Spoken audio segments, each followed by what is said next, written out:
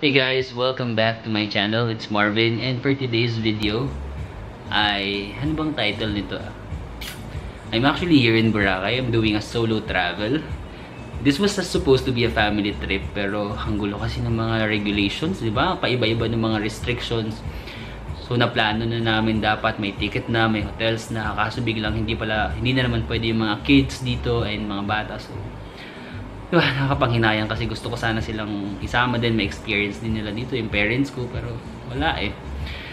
So tinuloy ko pa rin siya kasi nakabook na nga ako ng ticket, sayang naman yung mga nabook na rin, and nakaplano na, nakapag-leave na rin ako. So yan, I'm here, siguro ano lang, a day off in the life of an accountant. Ang yaman naman mag-day off ng accountant. Hindi naman lahat ng accountant ganito mag-day off. Wala akong ano, a day in a life sana kasi hindi naman ganito yung day ko. A day off na lang siya. A day off in the life of an accountant.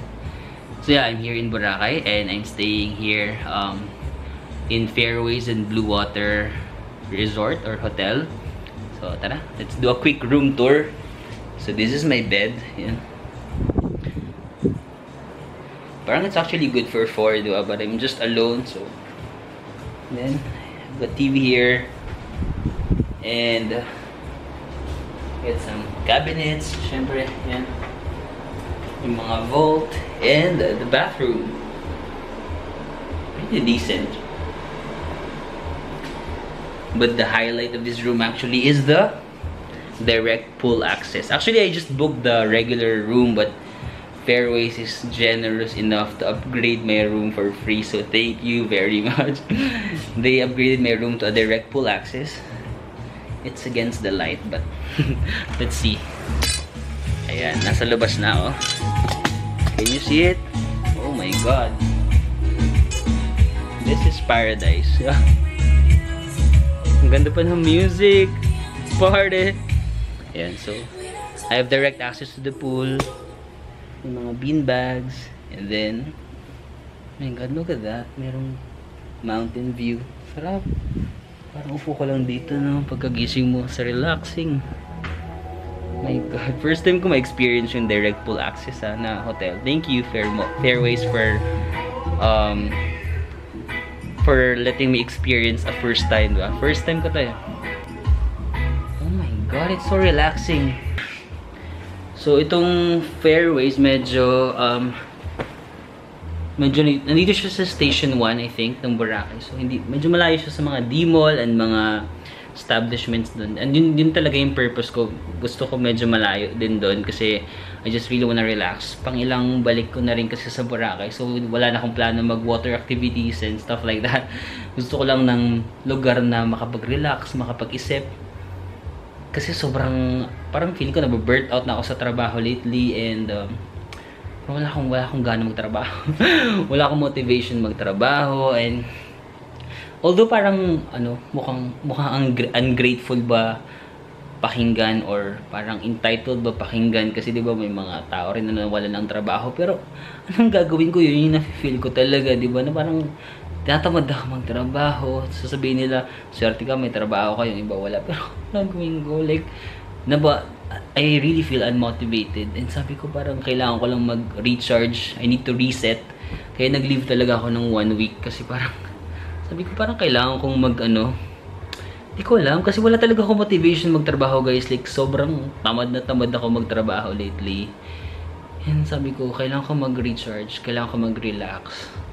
Medyo nalulungkot lang ako kasi hindi ko nasama yung family ko. Gusto ko kasi na ma-experience din ng parents ko yung makapag-relax. Pero wala eh. Anyway, syempre, enjoy ko na lang din yung stay ko dito. And yeah, sama na lang kayo sa staycation sa Boracay. Magbi-beach ako siguro sa mga few upcoming days. Pero ngayon wala akong balak ng beach. Okay na ako dito. Like, mag-iisip-isip lang ako and magre-relax. Let's go. Medyo nagugutom ako pero wala pa akong free meal ngayon, no? May free breakfast pero bukas pa. Pero may dala akong puto. Puto! Marvin, nasa Fairways ka, tas puto yung kakainin. Hindi ba? Kasi bumili ako sa airport ng puto kasi gusto ko kasi pag sumasakay ng eroplano, gusto ko may kinakain ako. So yun na lang muna kakainin kong lunch. And then sa dinner, sige dito medyo malayo din kasi mga kainan dito. So, baka dito na rin ako mag-dinner sa Fairways. Hindi ko alam kung... So, if you're like asking how much did I book the hotel, I actually booked in Agoda, and the price stated there was parang 3,000. Pero I chose the 332 para may free breakfast, ganun. So, 3,200. Pero, pag ibubook mo na siya, akala mo may mga nadadagdag pa, diba? Like, mga government taxes and other fees. So, parang naging 4,000 per night siya. Good for 2, actually. But not bad because this is a luxury hotel, eh. So, yeah, 4,000 per night. But I'm just gonna stay here for 2 nights. Kasi after that, lilipat na ako sa mas mura. So, I'm just gonna enjoy my stay here. Parang naantok ako. May Netflix ka din. Mag-staycation lang talaga ako dito. Like, day off lang, ganun. Wala akong balak na activities and all. So, kung nakakaramdam din kayo ng pagod na kayo magtrabaho, mag-relax na kayo, di ba? Okay lang naman maging goal-oriented talaga. Pero kapag parang too much na nakafocus sa future, di ba? Parang masyado mong iniisip yung goal mo sa future. Minsan nakakalimutan mo na mag-enjoy sa present. Ang totoo naman, yung present lang yung sure, eh, di ba? Hindi naman sure na darating ka sa future, eh. Hindi naman sure kung aabot ka sa future, di ba? So, dapat balance, eh. Dapat balance yung pag iisip mo sa mga goals mo, gusto mo ma-achieve sa future, saka sa pag-i-enjoy ngayon, di ba? Kasi yung problema sa atin, we always think that we have a lot of time, di ba? Pero what if, di ba? What if, ito na pala yung last day mo, di ba? Hindi mo lang na-enjoy yung mga ipon mo, or hindi mo lang na-enjoy yung pera mo kung nagtatrabaho ka. So, dapat balance, di ba? Know when to enjoy, know when to have fun, and know when to focus on your goals. Kasi parang feeling ko yun yung nangyayari sa akin. Kaya ako nababurnt out kasi wala nang ganap sa buhay ko, di ba? Parang ang boring na ng buhay ko, puro trabaho. Tapos iniisip ko, okay lang yan, kailangan ipon ako ngayon, kailangan hustle para may mga gusto akong ma-achieve sa future. Pero dadating sa point na parang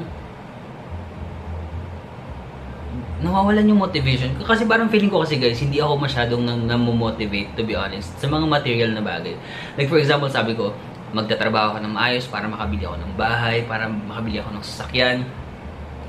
Pero hindi siya yung motivation. Hindi ako namomotivate. Kung yung ibang tao, yun yung motivation nila, good for them. Pero ako hindi, eh. Like, kahit sabi, hindi talaga ako kasi talaga namomotivate sa material na bagay. Hindi ako masyadong namomotivate. For example, bibili ako ng bagong sapatos, ganun, para maging happy ako. Hindi eh. Hindi talaga. Mas gusto ko talaga yung mga ganito. Like, vacation, gusto ko, experiences. Mas gusto ko talaga mag-invest sa experiences. Kasi, di ba?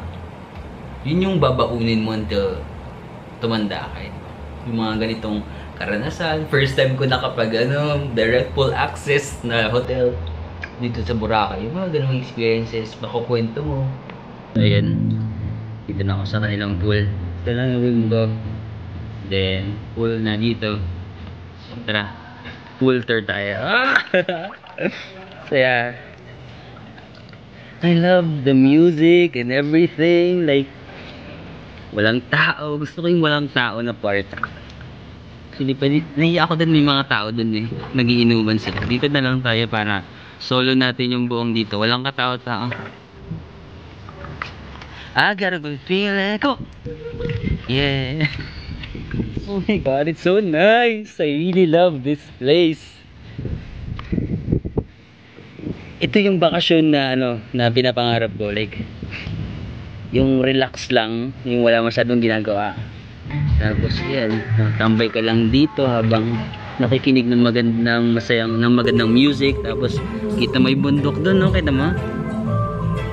Damn, this is like perfect, di ba? I love this vacation and I hope that maraming mga friends. Like, I want to make friends with them. Actually, may mga tumitingin dun sa kabila. Parang gusto nila akong i-friend. Kasi mag-isa ako. Baka naawa sila sa akin. Sabi ko, tawawa naman si Kuya. Wala siyang friends. Pero, nahiya ako makipag-friend sa kanila. Dito na lang tayo para... Woo! Ang saya. Ang saya maging single. Charot. Charot lang. Ay, nasa yung room ko. Nalito rin ako. Walang number. Walang number sa mga room. Paano ko malala? Ay, ito. Ayan, nandito yung aking cellphone.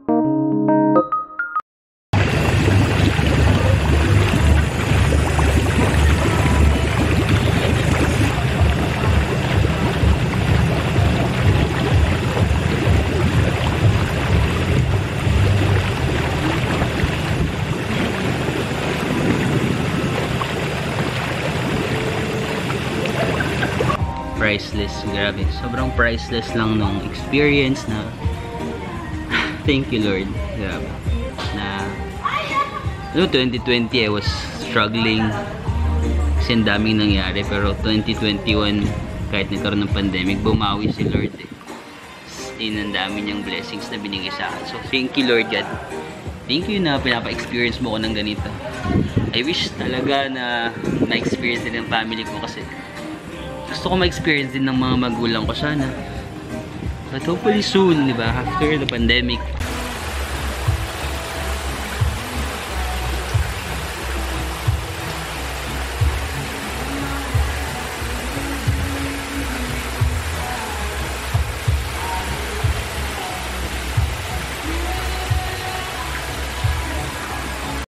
Ayan, I'm gonna take my dinner na here. May parang restaurant sila dito. Katabi lang din ng room ko tsaka ng pool. Tapos parang may bar sila dito. Hello ate. Hi kuya ba yan? Order tayo dito. May dinner kayo dito. Yeah, mag-dinner tayo dito at mag-shot-shot order.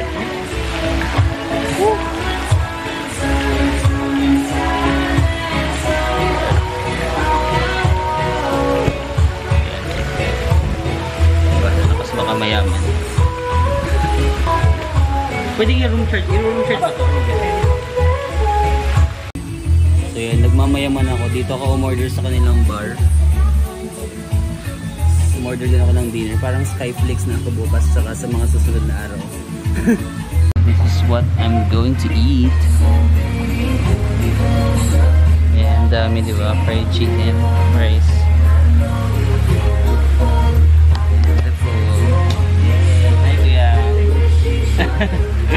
Thank you, kuya.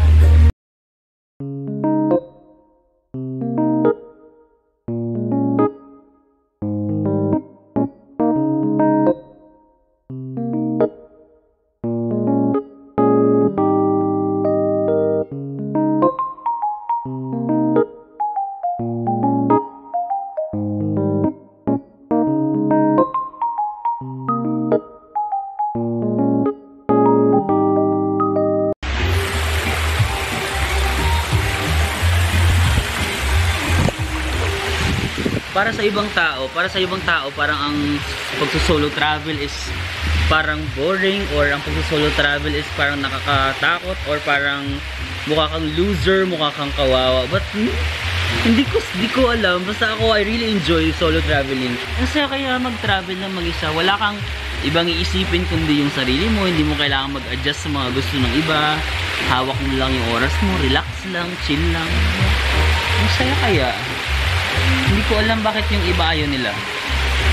Gusto ako kasi, baka masyado akong independent, or may pagka-introvert kasi talaga ako. Actually, I'm more of an introvert than an extrovert. Pares naman ako both. Pero hindi ko, more of an introvert ako. Mas gusto ko mag-isa ako. So, na-enjoy ko siya na mag-isa. Hey guys, good morning. It's my second day here, and medyo pangit yung gising ko kasi walang katabi.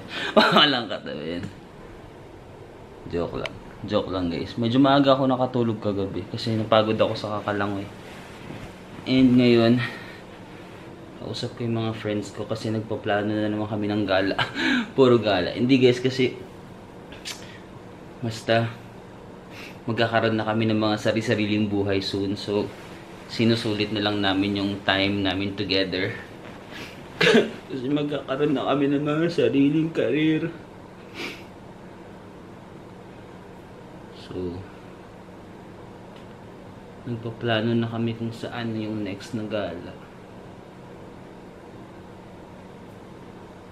Binabasa ko yung mga chat nila kasi hindi ko nabasa. Hindi ko nabasa yung chat ka. Ang haba ng chat! Maaga kasi ako nakatulog. Hindi ko na nabasa yung pinag-usapan nila.